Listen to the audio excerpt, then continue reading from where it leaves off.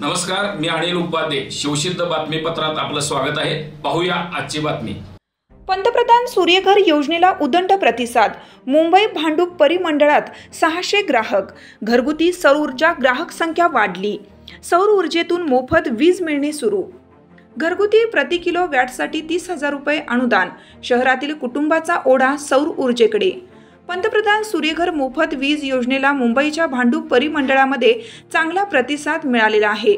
महावितरणच्या या परिमंडळात 600 ग्राहकांनी घरच्या छतावर सौर ऊर्जा प्रकल्प बसवलेले आहेत आणि त्यामधून त्यांना मोफत वीज मिळणे देखील सुरू आहे.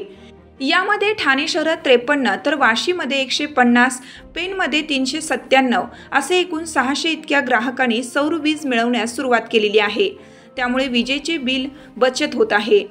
या योजनेमध्ये निवासी घरगुती कुटुंबासाठी प्रति किलो वॅट 30,000 रुपये अनुदान मिळते, तर 3 किलो वॅटपर्यंत अतिरिक्त 1 किलो क्षमतेसाठी 18,000 रुपये अनुदान दिले जाते.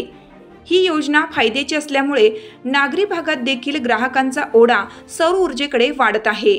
महायुती सरकारमुळे विजेची बिलाची बचत होत आहे.